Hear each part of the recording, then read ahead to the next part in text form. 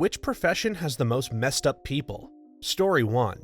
People I have met who are life coaches seem to be the most wackadoodle people ever. I've had 2 close friends in my life become life coaches. Calling them wackadoodle is close to the truth. They are. But in my opinion, there is more to it. They want to help people but have no discerning skills outside of reading too much fad fitness and self-help literature, and being charismatic. Also, they are both fairly wealthy but didn't make the money themselves. I think their heart is in the right place, but the wealth, crunchy granola bars, and pseudo-intellectualism, many from self-help books, melted their brains. As an old professor of mine once said, life coaches are people who want to be psychologists without going through the work of actually becoming a psychologist. And being a psychology major myself, I feel that so much. My ex once confronted me about the difference between a coach and a psychologist, and I felt really offended. It's not about feeling superior, nothing like that, but putting yourself through the path to really learn how things work in an organized way. Not just what matters to you. Not only giving advice, ethics exist. There are regulations. Also, psychology is not only about helping people out with their decisions and being healthy. There's research, teaching, social work, education, etc. Psychotherapy is a tiny category. Also the science behind it. It's always good to know what you're talking about and who came up with that theory based on what. We all have that one life coach cousin. Story 2.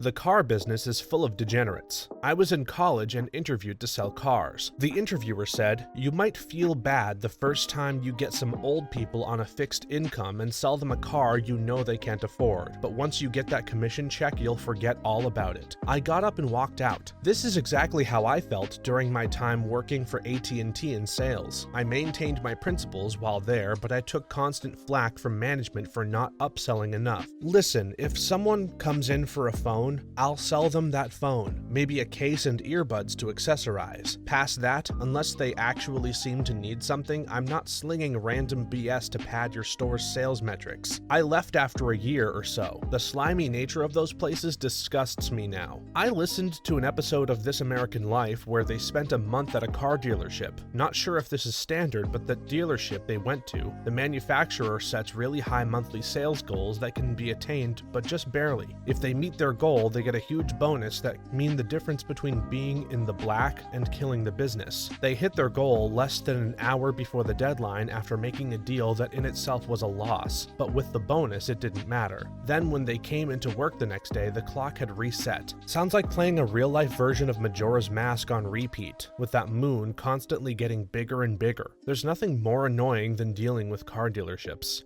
Story 3.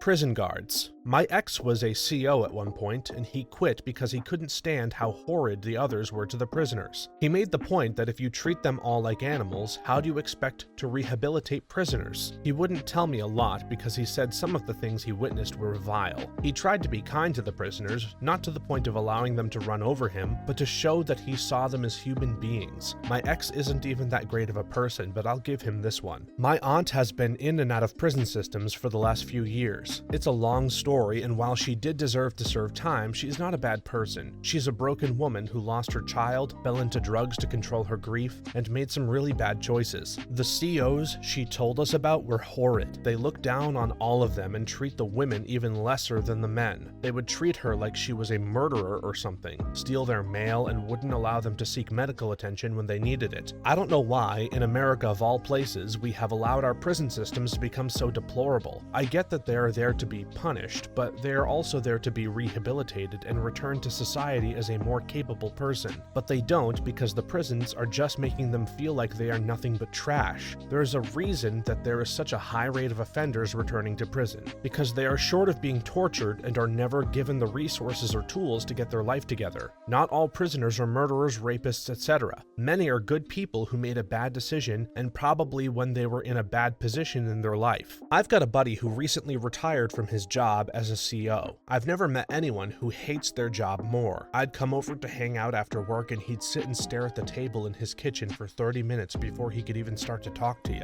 He got a 100% pension on retirement, but that's because the average CO only collects 18 months of retirement. After his last day, he just left. He didn't tell any of his coworkers he was retiring, and never talked to any of them again. My dad was a CO for nearly 42 years. He could have retired like 6 or 7 years earlier at 55. survive, but I think he was too institutionalized and damaged and was scared of retirement life, a la Brooks and Shawshank. Even other screws seem to think he was built a little differently. From what I gather, a CO sucks way less in Massachusetts though because the unions are stronger, better pay and benefits, and I think the various state and county level facilities are less rough than other systems. I don't know why you'd take that job for like $28K in other states. You see all sorts of dubious stats about COs having disturbingly high rates of PTSD and comically low life expectancies. There's nothing humane about the penitentiary system. It's crazy the kind of abuse of power prison guards can get away with. Story 4. People in the restaurant industry seem to develop substance abuse very frequently. I don't think the industry attracts those people, but rather the stress of the job combined with the availability of alcohol and other drugs create the perfect storm. To a degree, the industry does attract those types of people, in my experience. Restaurants are meritocracies more than most other workplaces, and if someone can get the plates out on time, they'll be hired, whether or not they went to chef school. The good side of that is that people who don't have the privilege of money or connections can work their way up, in that classic American dream kind of way. The bad side is that it attracts a lot of drunks and wild people. Always short-staffed, always experiencing some of the most entitled and impatient customers, on your feet for long hours, breaks are not important or enforced by most management. There's a long list of reasons why people in the service industry have problems. It's not just alcohol and substance abuse. Relationships are hard to maintain because of the weird hours, and the lack of decompression time when you have managers, customers, and coworkers yelling at you constantly over food and drinks. You don't want to go home and hear about why the laundry isn't done or what's for dinner. And a lot of relationships are toxic and transactional. If you're a bartender, you're going to experience a lot of people pretending to like you because they think you'll hook them up. If you're a woman in the industry, you'll most likely be harassed and assaulted at some point by customers or coworkers or people in authority. Men too, of course, but to a lesser extent. Sure, you might be able to walk out of one place and get a job down the street, but the expendability goes both ways, and the high turnover means if you do stick around, you'll get buried under a relentless schedule. Everyone in SI has a vice, even if it's not a substance, because we need coping mechanisms. It's really a toxic gumbo in a lot of ways. Sure, there are some restaurant and bar owners who are trying to change things up by paying better wages, offering benefits, enforcing breaks, and giving sufficient time off to minimize burnout, but for every feel-good story like that, you have thousands that go the other way. The restaurant industry can really mess you up. Story 5.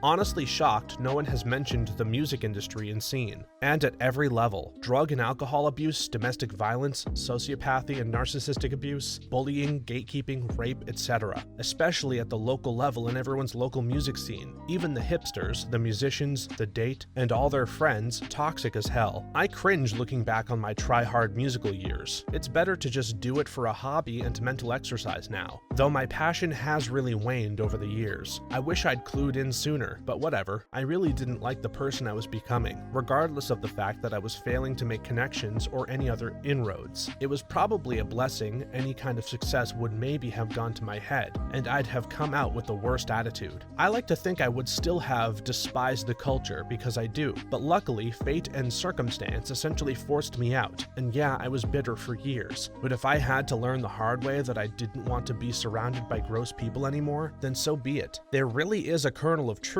to that old Robert Johnson myth about selling your soul. I really don't believe many famous musicians didn't at least sacrifice some piece of themselves on some level for notoriety. Yep, I used to play in bands for about a decade and did a decent amount of touring. All you said is correct. Drug addiction is rampant. Everyone sleeps till like 11 and works random ass odd jobs, and nobody ever shows up on time. And it's a giant ass-kissing fest. Indie bands are incredibly annoying with how much they gas each other up to stay in good social circles.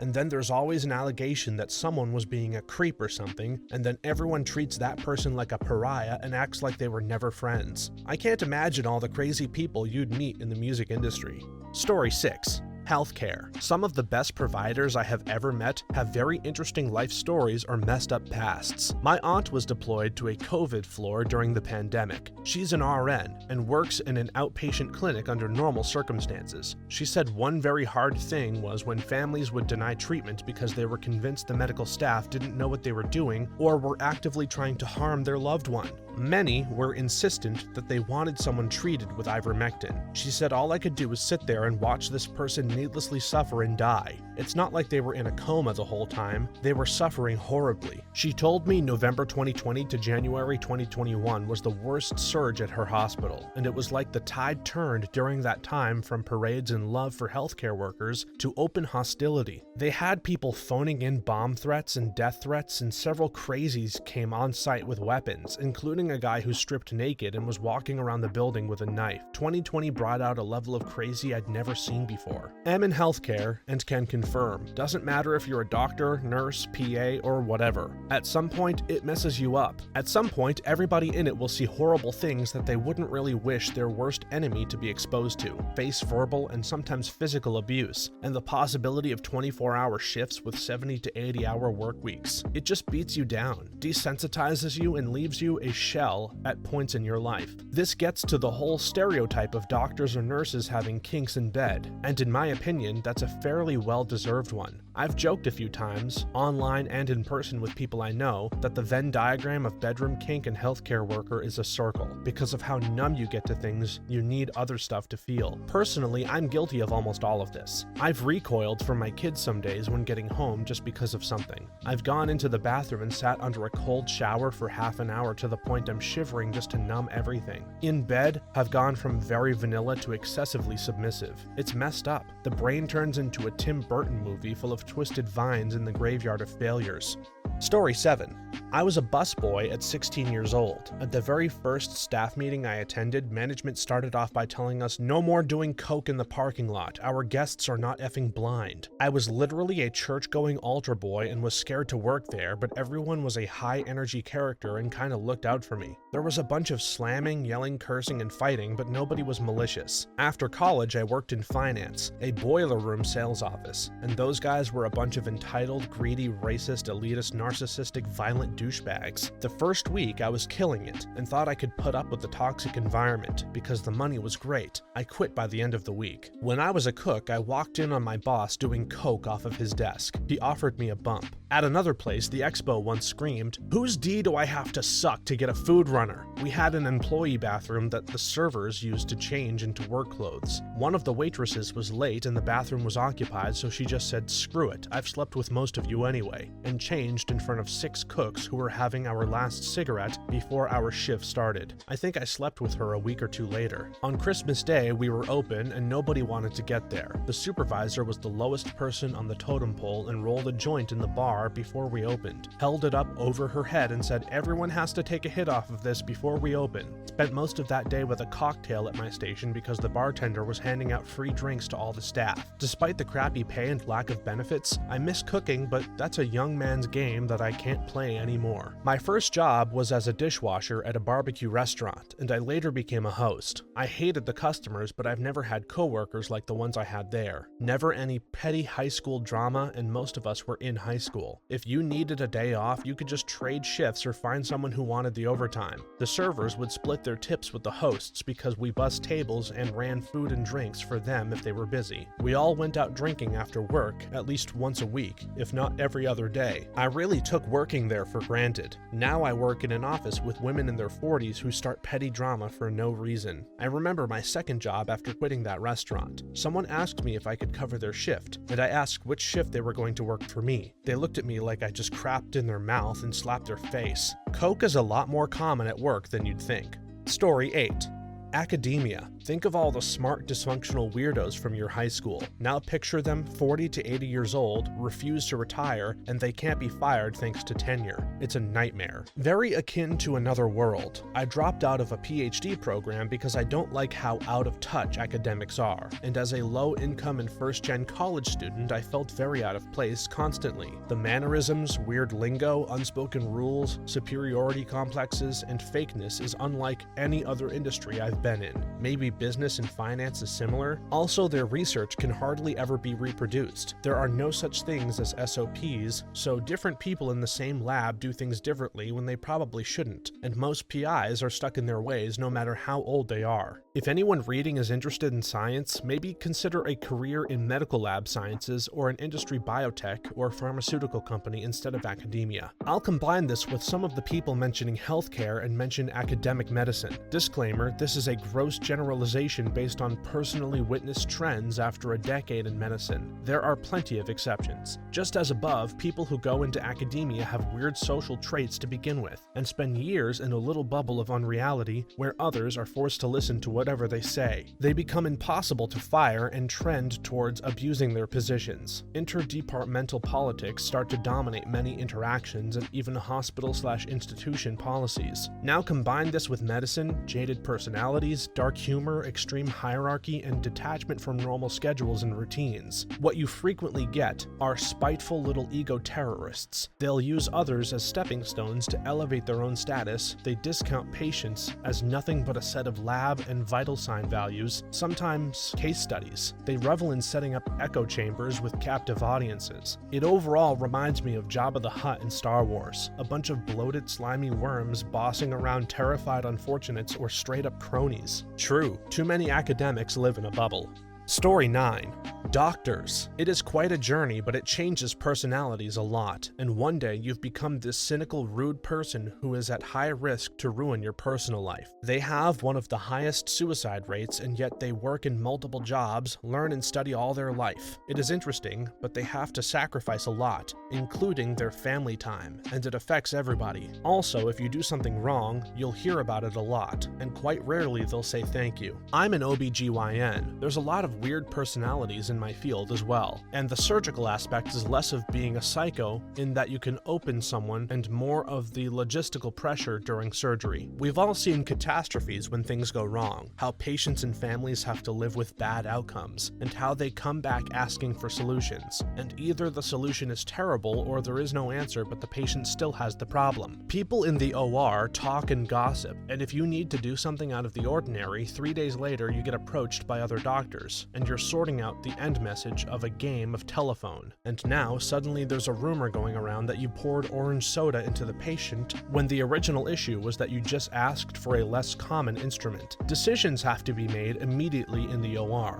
There's no sitting to think and talk about them or coming back to readdress them later, so you need to be correct every time on the first time, which is difficult because very frequently you're being fed incorrect information. This medication isn't available. I used it 2 hours ago. Pharmacy says this medication isn't safe. Yes, it is. It's been standard of care for decades. The patient has this allergy. No, it was documented incorrectly in the chart. I checked pre-op. The video screen images are always tiny and exclusively in one corner of the monitor. No, the camera system is broken and I can't see what I'm doing. As the physician, you constantly feel like you're being gaslit, and it's even worse on the floors, so you need to develop a sense of knowledge of knowing how things are and should be, despite when multiple people are telling you otherwise. This comes off as arrogance and stubbornness in many lights, but it comes from experience. My personality is so different now. I became this person with a tough exterior. The crap I went through in the ICU, especially during COVID times, changes you. On top of that, people don't seem to respect physicians anymore. The government and Fauci completely fumbled COVID, and now healthcare professionals, particularly physicians, are now the least trusted people in their own damn field. Everyone thinks we are a pharma shill just because we don't buy into this hocus pocus about the COVID vaccine killing people. I see people telling each other COVID was not real. I just don't get it. You'd be mortified if I strapped a GoPro to my head and you saw what I saw. PT dying wasn't even a surprise anymore. Makes you so numb. So with the crushing debt, lack of respect, market saturation by mid-level providers, bad doctors who commit fraud, and a bunch of other crap and ruin it for everyone else, you start to have doubts in your mind. But honestly, there are times when I feel like a superhero and I realize I have been granted a gift. I can look at a situation now and never fear it because I know what I can do. It's hard to describe, but on my first day as an attending, which is literally a few weeks ago, I felt so ready. I knew I could handle it because of the hell I went through. The training was more than great. I suffered a lot, but the outcome was worth it. But now I'm trying to fix my personality. I want to be a little softer towards the people who love me. I'm still too high-strung still, but it will take some time to come down from this fight or flight mode that I had for the past 11 years. It won't be easy, but I'll get there.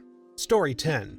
Real estate agents. 15 years ago, we were to close on our house at 4 p.m. on a business day. My wife and I were to meet at the house during our lunch hour around noon for the final inspection and walk through with our buyer's agent. My wife never showed up, didn't answer the phone, and didn't call, so eventually I did the walkthrough without her and drove back to the office. On the way to the appointment, my wife was in a car accident only 2 miles from the house. I was hit with all this reality as I drove past the accident and saw her standing at the scene crying.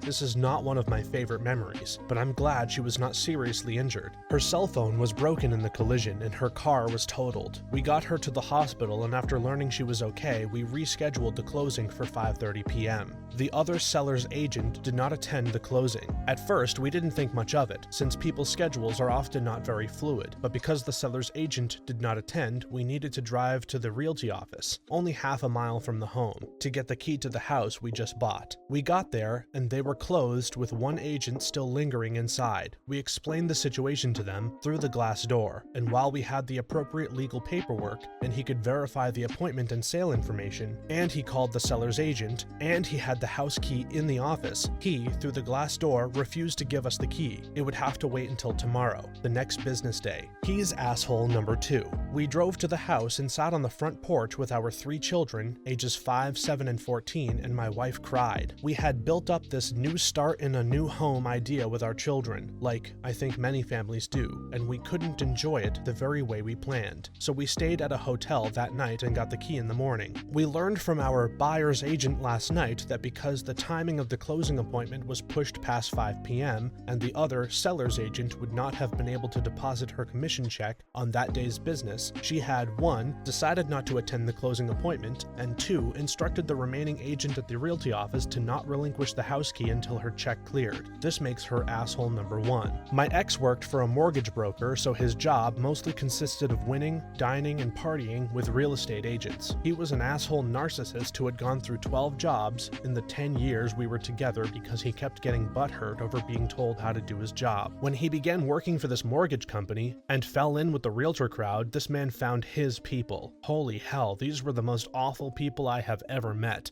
I finally found the balls to divorce him after a mere 6 months of the realtor crowd bull. I had endured 10 years of that abuse, but the person he became after meeting these assholes was entirely too much. Real estate agents also kind of just morphed into the same person. There's definitely a psychological shift that happens.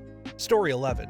EMS. High stress, odd hours, and in most of the country, ridiculously low pay. There are a lot of phenomenal medics whose lives are an absolute mess. When I was in high school, I dated a guy who was working as an EMT during his senior year because he was already 18. We lived in a small town and he could do his schoolwork during the downtime at his shifts. So it was a pretty sweet gig for the most part, and he had gotten into it through the volunteer fire department. But this was also around the time they opened a new truck stop on the highway just south of our town. It's basically in the quiet place between our town and the next town. He ended up working a really bad scene one night when one of those trucks leaving the stop pulled out onto the highway and a minivan with an entire family from baby to grandparents hit the side of it going at least 60. He thought he was okay afterward, but one of the people who survived was another teenager at our school, and he saw him in the hallway one day and just broke down. He dropped out and got his GED and applied for college right after that. So it was a good and bad thing, I guess. This was around 2000, so hopefully he's doing okay now. It was horrifying watching a close acquaintance of ours collide with this reality. The guy has a lot of issues, which led him to genuinely try to want to do something heroic with his life. The paramedic was the obvious choice, right? Horrifying bodily injuries do not bother him. Tragedy? He's used to that. It's awful, but he can deal. The training? No problem. He's smart as hell. He was a truly excellent emergency paramedic, and he was 100% willing to sacrifice the hours necessary to do the job to his utmost. But holy crap,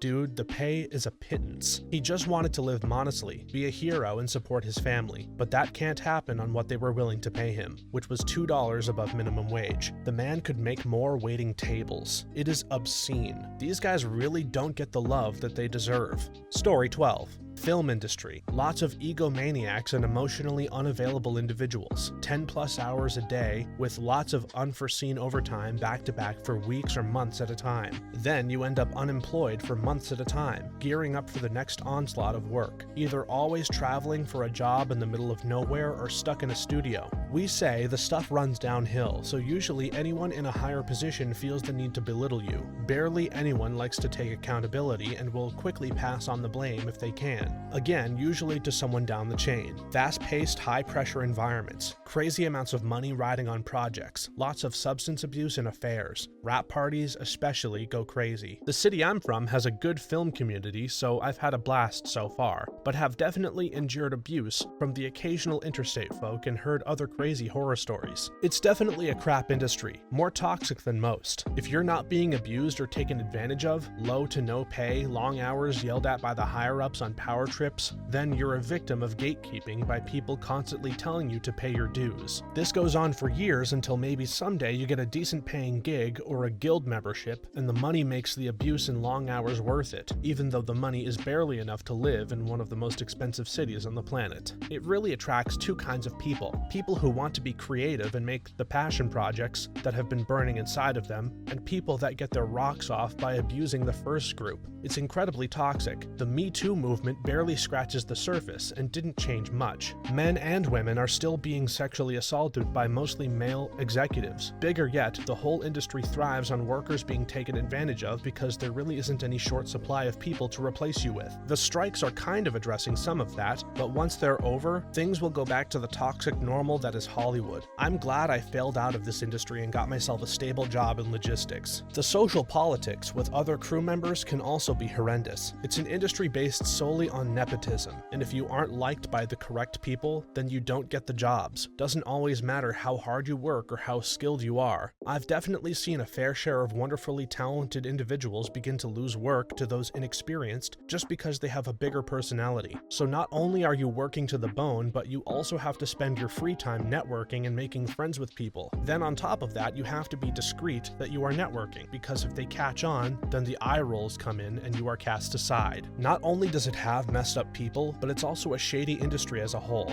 Story 13. Cops. I was one. Cops hands down. Cops in my home county from the holding center straight up killed inmates regularly, beating them to death, then having medical staff falsify medical records to say they died of a heart attack. Even though a third-party report said it was a recent beating, camera footage and intake records show before she got in, she was mostly fine with 0 heart conditions, and she was only beaten after cops took her into a camera dead zone where 0 other inmates would be. The main cop used tens of thousands of our taxpayer money and internal investigations and was deemed innocent. He bragged about killing her to my mom. He had my mom abuse me and almost put me in a position where she could have killed me. But no, let's ignore the months of text evidence that he reveled in killing that woman with my mom and told her in text to hurt me. F cops. I know there are cops out there that want to do the right thing and fix the system, but when that internal investigation was multiple counties in my state who just defended him, then when should I feel safe with one? Story 14. Funeral services. If you aren't a psychopath who is looking to fleece bereaved families, you become a burnt-out shell of a human in no time flat. We are an industry that requires little to no formal education, depending on your location, and can be the most soul-draining industry to work in. Long hours, crappy work conditions, trauma, verbal abuse, and physical abuse from the public, mediocre pay, and the haunting imagery that comes from dealing with the dead. This industry has no mental health support and actively treats you like crap if you even mention the fact that you may require therapy. Everyone hates morticians, but nobody hates us more than we hate ourselves sometimes. Sounds like one of my dad's old friends. His family owned a funeral home, started working there at 12, 40 years ago. He's a recovering addict, and my dad was always like, why can't he turn his life around? He's such a scumbag, yada yada. I always thought maybe because he's stuffing dead bodies since he's been 12, probably messed him up pretty well. My mom died while our family was traveling. The logistics of shipping a body home internationally professionally is a nightmare, so we had to find a funeral home that could help us with the paperwork and do a cremation for us, all while we were bouncing from Airbnb to hotels and back, and dealing with the hospital and airline and insurance admin, etc., because by then we were supposed to have flown home already. The guy who did it for us, in the end, was the nicest, kindest gentleman who treated us with compassion and professionalism and got everything done smoothly and efficiently. I think he could already tell how much PTSD we had and were still going to have to deal with, and he made everything a ton easier. He understood the limitations we had, didn't push for anything that wasn't essential, and was an absolute godsend for my sister and me, out of our depth and 8,000 miles from home. I'm grateful to people like you, who were absolutely incredible for us in our hours of need. It's crazy how much we care so much about vanity as a society that even dead people aren't spared. Thanks for watching until the end. If you have a similar story that you would like to share with us, please leave it in the comments below. But please also remember to be respectful. If you enjoyed this video, please leave us a like and make sure to subscribe. For more videos like this one right now, please stop by our channel or click one of the videos on the screen after the video ends. Thanks again, and see you next time.